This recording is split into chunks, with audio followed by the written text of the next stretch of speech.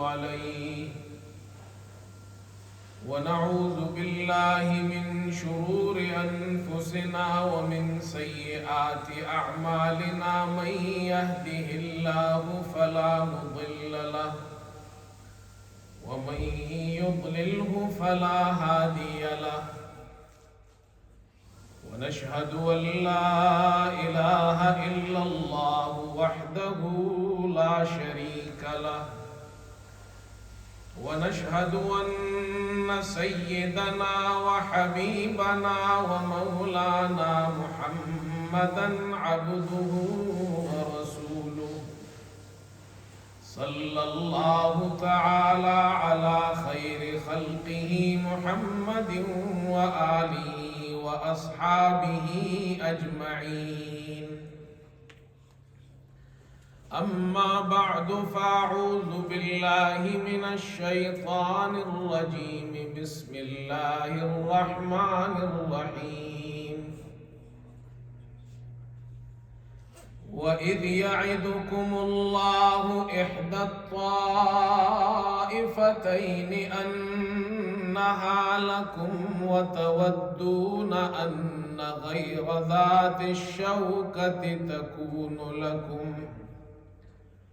ويريد الله أن يحق الحق بكلماته ويقطع دابر الكافرين.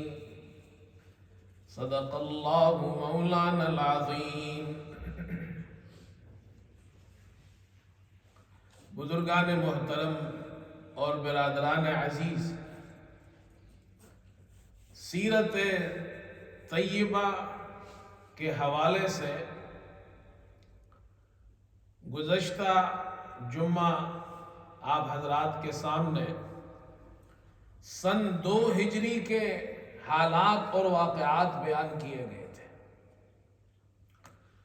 اور اسی سال سن 2 ہجری میں رمضان کے مہینے میں غزوہ بدر کا واقعہ پیش آیا. یہ پہلے عرض کیا گیا تھا کہ رمضان کے روزے بھی سن 2 ہجری میں فرض ہوئے.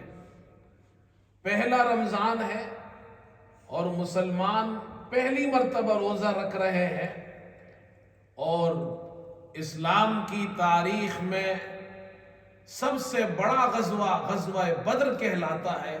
وہ غزوہ بھی اسی رمضان میں پیش آیا سن 2 ہجری میں. اب یہ رمضان آنے والا ہے چند دنوں بعد، 1443 ہے، تو سن 2 ہجری میں غزوہ بدر پیش آیا، آج سے 1441 سال پہلے. غزوہ بدر مشہور غزوہ ہے اور اس کو یوم الفرقان کہا جاتا ہے. اللہ نے حق اور باطل کے درمیان فرق قائم فرمایا، مسلمانوں کو فتح عطا فرمائی. اس غزوے میں رسول کریم صلی اللہ علیہ وسلم اور 313 صحابہ آپ کے ساتھ ہیں. اس چھوٹی سی مقدار میں قلیل جماعت نے ایک بڑی جماعت کا جو 1000 نفوس پر مشتمل تھے اس کا مقابلہ کیا. اللہ تعالیٰ نے اس جماعت کو فتح و نصرت عطا فرمائی. غزوہ کسے کہتے ہیں؟ پہلی یہ بات ہمیں سمجھنی چاہیے. غزوہ اس جنگ کو کہتے ہیں جس میں رسول کریم صلی اللہ علیہ وسلم نے خود بنفس نفیس حصہ لیا، اور جس جنگ میں آپ صلی اللہ علیہ وسلم نے خود حصہ نہیں لیا، آپ نے صحابہ کو بھیجا ہے، اسے سریہ کہا جاتا ہے، جس کی جمع سرایا آتی ہے. تو اسلام میں، اسلامی تاریخ میں آپ صلی اللہ علیہ وسلم کی حیات مبارکہ میں کل 27 غزوات ہوئے ہیں، اور سریے اور سرایا کتنے ہوئے ہیں تو اس بارے میں بعض حضرات کا خیال ہے کہ 40 ہوئے ہیں، بعض فرماتے 56 ہوئے ہیں. ان میں سے پہلا سریہ اسے سریہ حمزہ کہا جاتا ہے، جو آپ صلی اللہ علیہ وسلم نے حضرت حمزہ کے ساتھ مسلمانوں کی جماعت کو بھیجا سیف البحر۔ ابو جہل کا قافلہ آ رہا تھا شام سے اس پر حملے کے لیے، صفیں قائم ہو گئی، جنگ شروع ہونے والی تھی کہ ایک شخص بیچ میں آیا اور اس نے بیچ بچاؤ کر کے وہ لڑائی ختم کر دی، لڑائی ہونے نہیں دی۔ اور پہلا غزوہ ابواء ہے، مدینہ منورہ سے کچھ فاصلے پر یہ مقام تھا، اور آپ صلی اللہ علیہ وسلم وہاں پر گئے۔ قافلہ قریش آ رہا تھا اس پر حملے کے لیے، اور بنو ضمرہ قبیلہ تھا، وہ قافلہ تو وہاں سے نکل گیا، اور بنو ضمرہ قبیلے سے معاہدہ ہوا کہ وہ مسلمانوں کے خلاف کسی کی مدد نہیں کرے گا۔ ان غزوات میں سے پہلا بڑا غزوہ وہ غزوہ بدر ہے، جو سن 2 ہجری میں رمضان کے مہینے میں پیش آیا۔ حضرت صلی اللہ علیہ وسلم کو یہ اطلاع ملی کہ ابو سفیان کا تجارتی قافلہ وہ شام سے مکے کی طرف روانہ ہے، اور اس میں مکے کے مشرکین نے بہت بڑی سرمایہ کاری کی تھی۔ کہا جاتا ہے کہ وہ سرمایہ کاری 50,000 دینار پر مشتمل تھی۔ دینار سونے کے سکے ہوتے تھے، آج کل کے حساب سے وہ کروڑوں روپے بنتے ہیں، اتنی بڑی سرمایہ کاری تھی۔ آپ صلی اللہ علیہ وسلم کو جب یہ اطلاع ہوئی تو آپ نے صحابہ کو تیار کیا کہ اس قافلے پر، تجارتی قافلے پر حملہ کیا جائے، ہو سکتا ہے کہ اللہ تعالیٰ مال غنیمت کے طور پر یہ ہمیں عطا فرمائے۔ اور یہ اس لیے کہ مشرکین حضرت صلی اللہ علیہ وسلم کے دشمن تھے۔ آپ صلی اللہ علیہ وسلم نے جو پہلی اسلامی ریاست قائم کی تھی وہ اس کے دشمن تھے، وہ آپ کو، آپ کے صحابہ کو اور اسلامی ریاست کو ختم کرنا چاہتے تھے، تو آپ ان کے ساتھ حالت جنگ میں تھے۔ ان کے ظلم و ستم سے تنگ آ کر آپ نے مکہ سے مدینہ ہجرت فرمائی۔ دشمن کے مقابلے میں مسلمان اس وقت ہر وقت تیار رہتے تھے، اگر یہ قافلہ، تجارتی قافلہ مکہ پہنچ گیا تو ان کو ترقی ہوگی، ان کی قوت میں اضافہ ہوگا، وہ ہم پر حملہ آور ہوں گے۔ اس لیے آپ نے یہ سپلائی لائن کاٹنے کے لیے ان پر صحابہ اکرام کے ذریعے آپ تیار ہوئے کہ ان پر حملہ کیا جائے۔ صحابہ اکرام تیار ہو گئے، یہ باقاعدہ کوئی جنگ تو تھی نہیں کہ جنگ لڑنے آپ جا رہے تھے، اس لیے 313 صحابہ یہ آپ کے ساتھ نکلے۔ رمضان 12ویں رمضان تھی، رمضان کی 12 تاریخ تھی، اور مسلمانوں کی حالت یہ تھی کہ مسلمانوں کے پاس 2 گھوڑے تھے اور 70 اونٹ تھے، اور آپ ابو سفیان کے قافلے کی طرف نکلے، اور مسلمان اس حالت میں جا رہے ہیں۔ مسلمانوں کی حالت یہ جیسے میں نے عرض کیا، 2 گھوڑے ہیں، 70 اونٹ ہے، 313 صحابہ ہے۔ آپ صلی اللہ علیہ وسلم نے جماعتیں تشکیل دی کہ ایک گھوڑے پر 3 آدمی باری باری، ایک اونٹ پر 3 آدمی باری باری سوار ہو۔ آپ صلی اللہ علیہ وسلم کے ساتھ 2 ساتھی، ایک حضرت علی اور دوسرے ابو لبابہ رضی اللہ عنہما، یہ آپ کے ساتھ ایک اونٹ میں شریک ہو گئے۔ آپ صلی اللہ علیہ وسلم اونٹ پر سوار ہے اور آپ اونٹ سے نیچے اترے تو حضرت علی اور ابو لبابہ رضی اللہ عنہما نے عرض کی، اللہ کے رسول، آپ اونٹ پر سوار رہے، ہماری باری میں بھی آپ اونٹ پر سوار رہے، ہم پیدل جائیں گے۔ لیکن آپ صلی اللہ علیہ وسلم نے ارشاد فرمایا ان دونوں حضرات سے، تم مجھ سے زیادہ چلنے میں طاقتور نہیں ہو، اور میں تم سے زیادہ اللہ کے اجر و ثواب سے بے نیاز نہیں ہوں، میں بھی تو اللہ کا اجر چاہتا ہوں۔ اور اندازہ لگائیے، اس حالت میں رسول کریم صلی اللہ علیہ وسلم اور صحابہ سفر فرما رہے ہیں۔ آگے جا کر پھر آپ کو معلوم ہوگا کہ وہ تو پھر بدر تک پہنچے۔ بدر مدینے سے بہت دور ہے، 70 میل کا فاصلہ ہے، 70 مائلز۔ اتنا سفر صحابہ نے اور آپ صلی اللہ علیہ وسلم نے اس طرح کیا ہے. ادھر سے آپ روانہ ہوئے، ادھر ابو سفیان، اس کو اطلاع ملی کہ محمد صلی اللہ علیہ وسلم اور صحابہ کی جماعت یہ اس تجارتی قافلے پر حملہ کرنے کے لیے مدینے سے نکل چکے ہیں. تو اس نے فوراً زمزم غفاری اسے مکے کی طرف بھیجا کہ جاؤ مکے والوں سے کہو کہ اگر تمہیں اپنا قافلہ بچانا ہے، تمہیں اپنا سامان بچانا ہے، تم نے جو سرمایہ کاری کی ہے اپنا مال اور دولت بچانا ہے، تو پھر آؤ محمد صلی اللہ علیہ وسلم اور ان کے صحابہ قافلے کی طرف نکل چکے، اس قافلے کو بچاؤ. یہ زمزم غفاری یہ روانہ ہوا. اور اس زمانے میں دستور یہ تھا کہ جب کوئی خطرے کی گھنٹی بجانی ہوتی تھی تو جو شخص باہر سے آتا تھا وہ اپنے کپڑے آگے سے اور پیچھے سے پھاڑ دیتا تھا اور اونٹ کی ناک اور کان کو چیر دیتا تھا. یہ علامت ہوتی تھی کہ کوئی خطرہ ہے بہت بڑا. اس حالت میں جب وہ مکہ پہنچا اور اس نے جا کر اعلان کیا اور بتایا کہ ابو سفیان کا تجارتی قافلہ خطرے کے اندر ہے، تو مکے کے لوگ تیار ہو گئے، وہ مشرکین تیار ہوئے. 1000 آدمی مقابلے کے لیے نکلا. اس میں عورتیں بھی ہیں، اس میں گانا بجانے والے لوگ بھی ہیں، اس میں طبلے بھی لیے گئے ہیں تاکہ یہ عورتیں گانا بھی گائیں اور ان لوگوں کے جوش جذبات کو ابھارے. اس طرح حالت سے یہ لوگ نکلے. اللہ تعالیٰ نے ان کی اس حالت کو قرآن میں ذکر کیا ہے.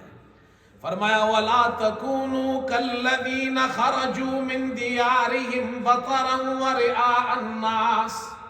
اے ایمان والو، تم ان لوگوں کی طرح مت ہو، مشرکین کی طرح، جو اپنے گھروں سے اتراتے ہوئے اور اپنی شان و شوکت کو دکھاتے ہوئے نکلے.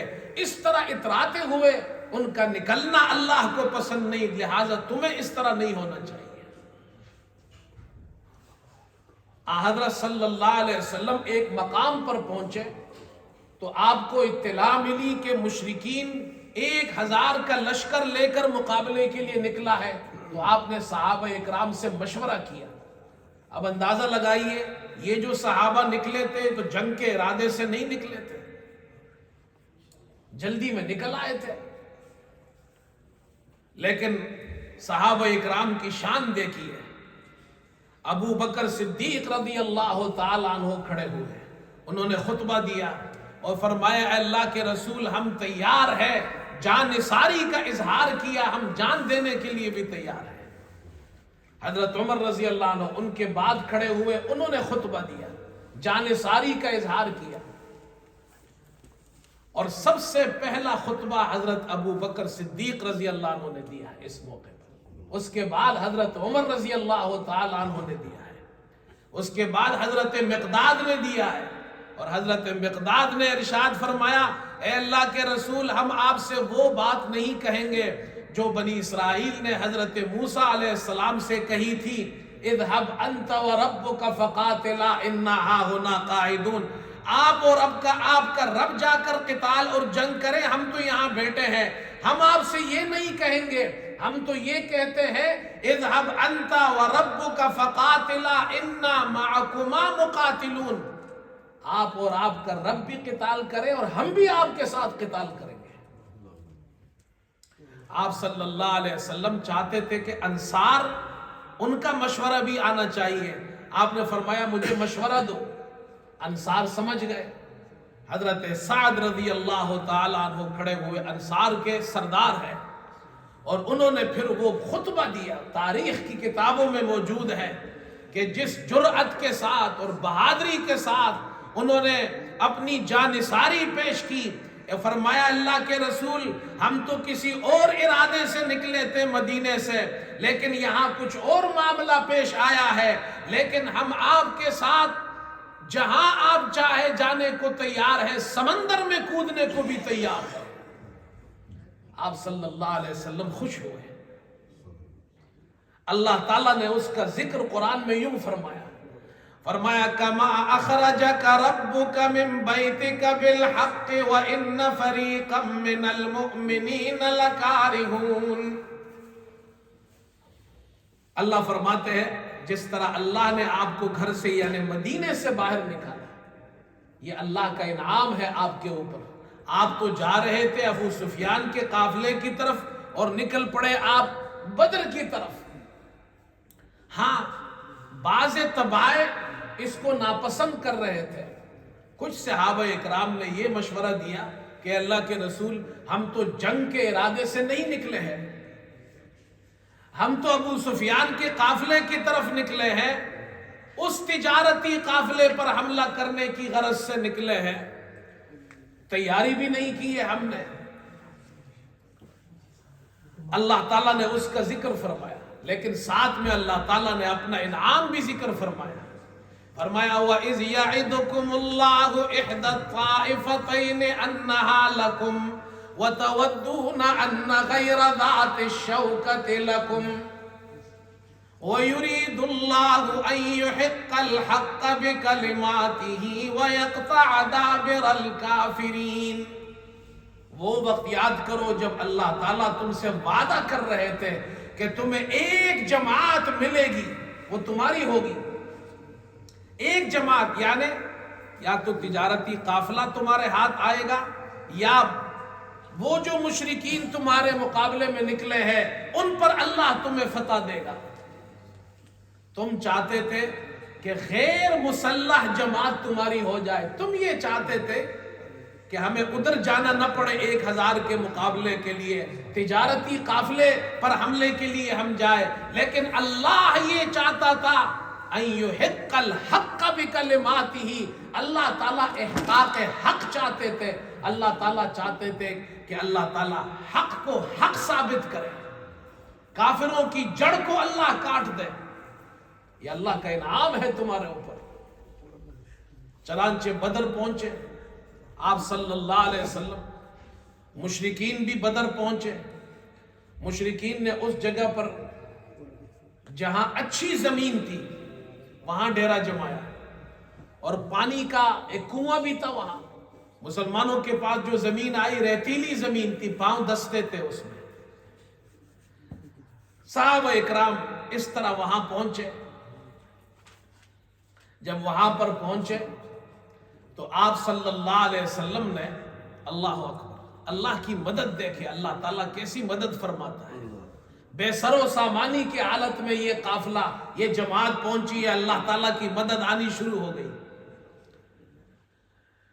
مشرکین کے ایک واقعہ نقل کیا ہے غزوہ بدر کے اس واقعے کے اندر، کہ غزوہ بدر میں ایک واقعہ یہ پیش آیا کہ صحابہ اکرام مشرکین کے 2 آدمی پکڑ کر لے آئے اور ان سے یہ پوچھنے لگے یہ بتاؤ مشرکین کی تعداد کتنی ہے؟ تو انہوں نے کہا کہ ہمیں نہیں معلوم مشرکین کی تعداد کتنی ہے۔ ان لوگوں نے ان پر زبردستی کی، زود و کوب کیا، لیکن وہ یہ کہتے رہے ہمیں نہیں معلوم مشرکین کی تعداد کتنی ہے۔ آپ صلی اللہ علیہ وسلم کے پاس لائے۔ ابن جوزی نے یہ واقعہ نقل کیا ہے کتاب الازکیاء میں، عقل مندوں کی کتاب اس کا نام ہے کتاب الازکیاء، اور پہلے باب میں پہلے چیپٹر میں یہ واقعہ نقل کیا ہے۔ سب سے زیادہ ذہین اور عقل مند آپ صلی اللہ علیہ وسلم تھے۔ اللہ نے آپ کو جو ذہانت عطا کی تھی، جو عقل مندی عطا کی تھی، فوج کے کمانڈر ہے آپ، اور غزوہ بدر کا موقع ہے، 2 آدمی پکڑ کر پیش کیے گئے، یہ مشرکین کے ہیں۔ آپ صلی اللہ علیہ وسلم نے پوچھا یہ بتاؤ تمہاری تعداد کتنی ہے؟ اس لیے کہ مقابلے میں پہلے فوج کو یہ معلوم ہونا چاہیے کہ ہمارے مقابلے میں دشمن کی تعداد کیا ہے، اور یہ کوئی نہیں بتاتا۔ تو اس نے کہا، انہوں نے وہ جو آدمی پکڑ کر لائے تھے انہوں نے کہا ہمیں نہیں معلوم۔ آپ نے کہا ان کو چھوڑ دو، کوئی سختی نہیں کی، کوئی زود و کوب آپ نے نہیں کیا۔ پھر ان سے پوچھا یہ بتاؤ یہ جو تم لوگ آئے ہو روزانہ کتنے اونٹ کھانے کے لیے ذبح کرتے ہو؟ انہوں نے کہا ہم 10 اونٹ ذبح کرتے ہیں۔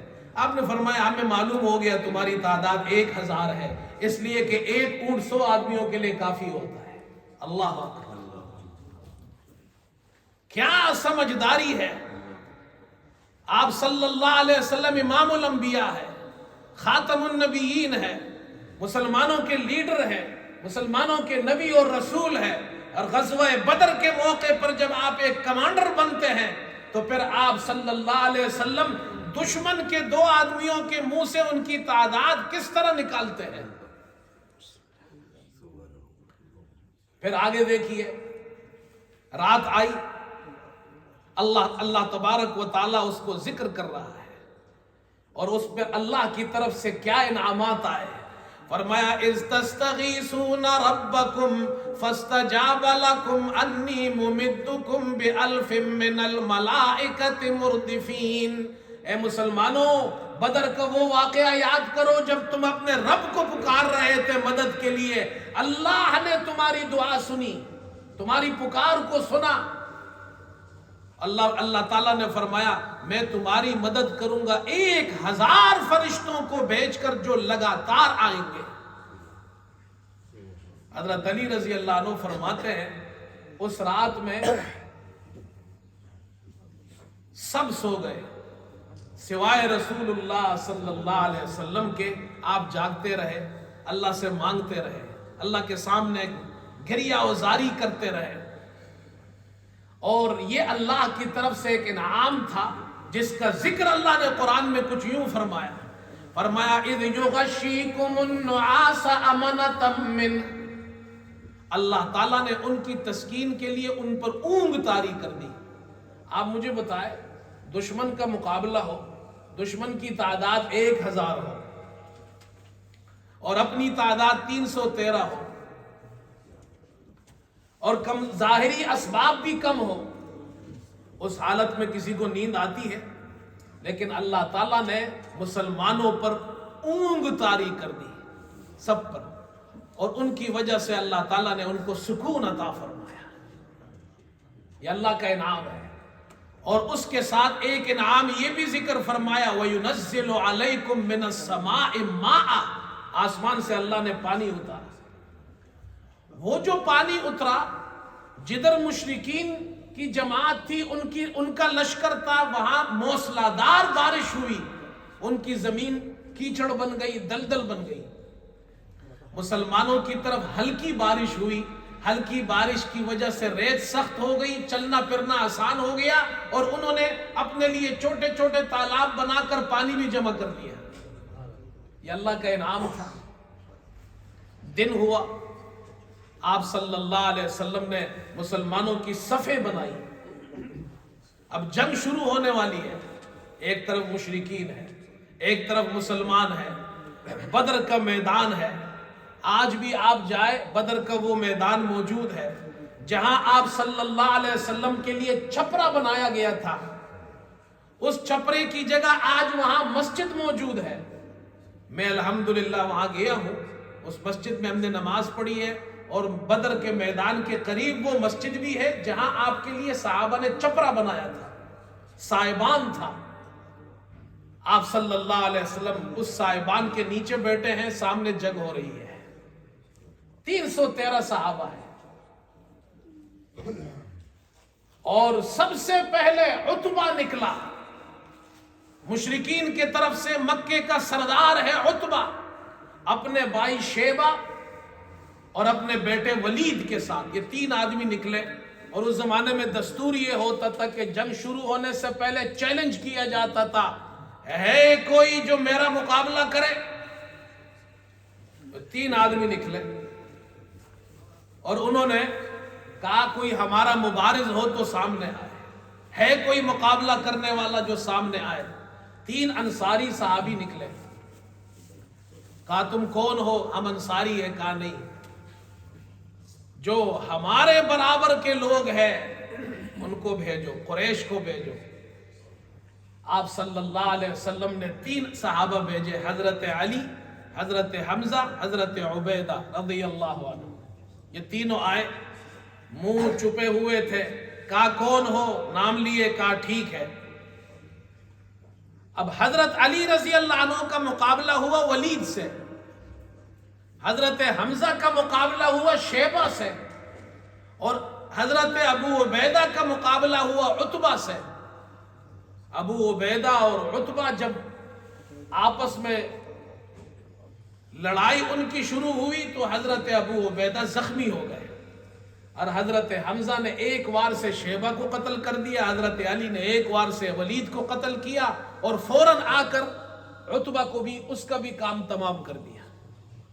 یہ پہلی فتح ہے جنگ میں اللہ نے عطا فرمائی۔ لیکن میں ایک بات یہاں عرض کرنا چاہتا ہوں، امام ابن قیم رحمت اللہ علیہ بہت بڑے عالم گزرے ہیں، ان کی ایک کتاب ہے زاد المعاد،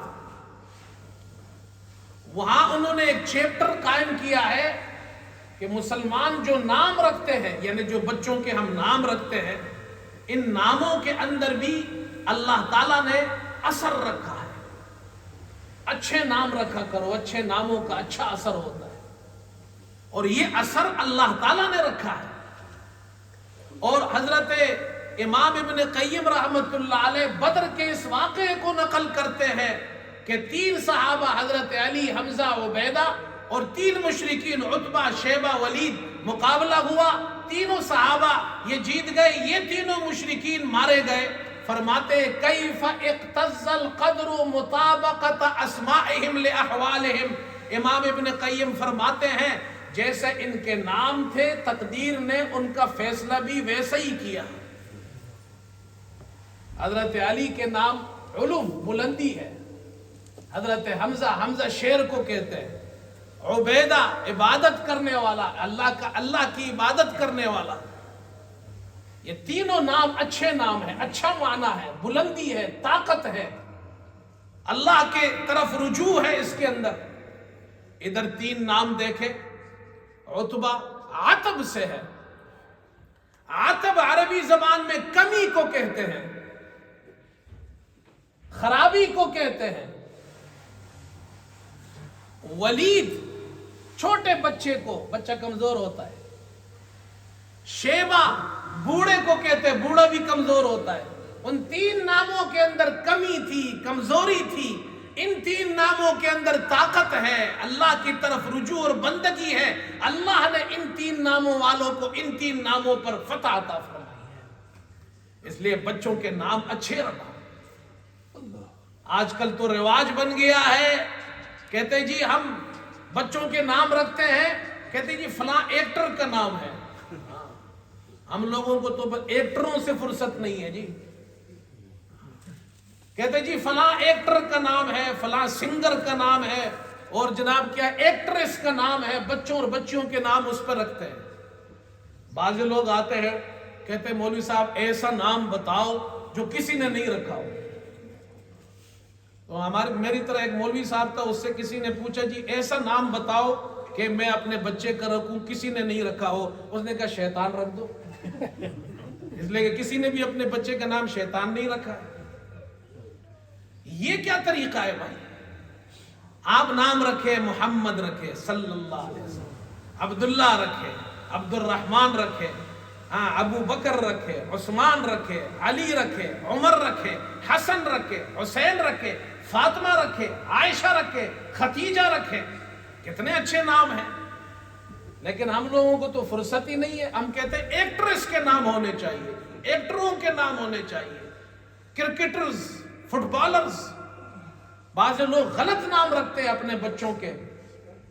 اچھا کچھ لوگ ایسے وہ کہتے ہیں ہم نے قرآن سے نام رکھا ہے، قرآن کھولتے ہیں جو نام پہ انگلی ڈال دی وہ نام رکھ دیا۔ ہمارے والد صاحب رحمت اللہ علیہ وہ فرماتے ہیں میں طالب علم تھا، تو ایک زمانے میں طالب علمی کے زمانے میں اپنے گاؤں جا رہا تھا، تو راستے میں ایک عورت، وہ ایک ماں اپنی بچی کو پکار رہی ہے، اس کو آواز دے رہی ہے، تو کہتی اے فاسقہ، اے فاسقی۔ ہمارے یہاں وہ جو ایکسنٹ ہے نا، وہ فاسقہ کو فاسقی کہتے ہیں، اے فاسقی۔ فاسقہ تو فاسق سے، فاسق مرد کو کہتے ہیں، فاسقہ عورت کو کہتے ہیں، تو فاسقہ نام رکھا ہے اس کا۔ پھر کہتے ہیں جی ہم نے قرآن سے رکھا ہے، تو قرآن میں تو شیطان بھی ہے، قرآن میں تو ابلیس بھی ہے، اس لیے نام اچھے رکھے اپنے بچوں کے نام. بہرحال یہ درمیان میں ایک بات میں نے عرض کر دی. جنگ شروع ہوئی، اللہ تعالیٰ نے فرشتوں کو بھیجا، فرشتوں نے مدد کی. اور بعض صحابہ فرماتے ہیں کہ جب ہم دشمن کی طرف تلوار اٹھاتے تھے، ہماری تلوار لگنے سے پہلے ہم دیکھتے تھے اس کے 2 ٹکڑے ہو گئے. اللہ نے ایسی مدد فرمائی، صحابہ کی ایسی مدد فرمائی. یہ تو اللہ ہے، اللہ جسے چاہے. وہ ایمان ہونا چاہیے، وہ تقوی ہونا چاہیے، اللہ پر وہ اعتماد ہونا چاہیے مسلمان کو. اللہ تعالیٰ نے مسلمانوں کی مدد فرمائی اور ایسی مدد فرمائی 70 آدمی ان میں مر گئے. ابو جہل بھی مر گیا، 70 آدمی قید ہو گئے. ابو جہل جو سردار تھا، اس قافلے کا، اس لشکر کا کمانڈر تھا، اللہ نے اس کو شکست دی اور ایسی موت دی. آپ صلی اللہ علیہ وسلم فرماتے تھے یہ میری امت کا فرعون ہے، اس امت کا فرعون هذه الامہ. عبد الرحمن ابن عوف کہتے ہیں کہ میں غزوہ بدر میں کھڑا تھا، میرے دائیں طرف اور بائیں طرف 2 چھوٹی عمر کے 2 نوجوان تھے، 2 بچے تھے. تو میں کبھی اس کو دیکھتا، کبھی اسے دیکھتا اور سوچتا کہ اچھا ہوتا ان کی جگہ کوئی طاقتور لوگ میرے آس پاس کھڑے ہوتے، یہ بیچارے تو نوعمر ہیں، چھوٹی عمر کے بچے ہیں. کہتے تھوڑی دیر گزری تو ان بچوں نے مجھ سے پوچھا چچا جان آپ ابو جہل کو جانتے ہیں؟ میں نے کہا ہاں میں جانتا ہوں، تمہیں کیا کام ہے ابو جہل سے؟ انہوں نے کہا نہیں آپ ہمیں بتائیں. ابو جہل ہم نے سنا ہے کہ وہ رسول اللہ صلی اللہ علیہ وسلم کی شان اقدس میں گالیاں دیتا ہے، یہ ہم سے برداشت نہیں ہوتا. تو میں نے سامنے دیکھا ابو جہل کھڑا تھا، میں نے ان بچوں سے کہا ابو جہل وہ ہے. یہ سننا تھا. انہوں نے دیر نہیں لگائی اور ابو جہل کے طرف دونوں گھوڑے اس طرح دوڑائے جیسے باز اپنے شکار پر حملہ کرتا ہے، اور وہاں جا کر دونوں نے وار کیا اور ابو جہل کا کام تمام کر دیا. اللہ تعالیٰ نے ایسی موت دی اسے. یہاں تک لکھا ہے کہ جب جنگ ختم ہو گئی، مسلمانوں کو اللہ تعالیٰ نے فتح عطا فرمائی. آپ صلی اللہ علیہ وسلم نے صحابہ کو بھیجا کہ جاؤ دیکھو مشرکین کی جو جماعت ہے، جو مر گئے ہیں لوگ، ان کو دیکھو. وہاں عبداللہ ابن مسعود رضی اللہ تعالی عنہ یہ جب گئے، مشرکین کی لاشیں پڑی ہے تو ابو جہل کی لاش تو ابھی وہ مرا تو نہیں تھا، اس میں کچھ رمق تھی، کچھ سانسیں اس کی باقی تھی. تو عبداللہ ابن مسعود جب وہاں پہنچے، اللہ اکبر، ابو جہل نے پہلی بات یہ پوچھی کہ بتاؤ کسے شکست ہوئی، کسے فتح ہوئی؟ عبداللہ ابن مسعود نے کہا تم لوگوں کو اللہ نے ذلیل کر دیا، شکست ہوئی ہے، ہمیں فتح ہوئی ہے. اور اب دیکھو جب ایک شخص تکبر میں آتا ہے، جب ایک شخص تکبر میں آ جاتا ہے تو اپنی آخرت کیسی برباد کرتا ہے. ابو جہل کو معلوم ہو گیا کہ میں مر رہا ہوں، لیکن اس حالت میں بھی تکبر نے اسے کہیں کا نہیں چھوڑا. تو اس نے عبداللہ ابن مسعود سے کہا کہ جا کر محمد صلی اللہ علیہ وسلم کو میرا یہ پیغام دینا کہ میری جو عداوت تھی تمہارے ساتھ، جو دشمنی تھی، وہ آج مرتے ہوئے پہلے سے زیادہ ہے. اللہ تعالیٰ تکبر سے انسان کو بچائے. اور پھر کہا جب میری گردن کاٹو تو اوپر سے نہیں کاٹنا، یہ شانوں کے قریب سے نیچے سے گردن کاٹنا، تاکہ میری گردن دوسری گردنوں میں پڑی ہو تو اونچی نظر آئے. اللہ تعالیٰ ہماری حفاظت فرمائے. تو کہاں اس کی سرداری، کہاں اس کو اپنے آپ کو سردار کہتا تھا، اللہ نے اس طرح ذلیل کر کے رسوا کر دیا اسے. میرے دوستو یہ غزوہ بدر ہے. یہ میں نے مختصراً آپ کے سامنے چند حالات بیان کیے ہیں. اللہ تعالیٰ نے اس غزوے کا اور اس واقعات چند واقعات جو میں نے بیان کیے کا ذکر اللہ تعالیٰ نے قرآن میں بھی فرمایا ہے. اللہ تعالیٰ ہم سب کو رسول کریم صلی اللہ علیہ وسلم کی سچی اتباع نصیب فرمائے. وآخر دعوانا الحمد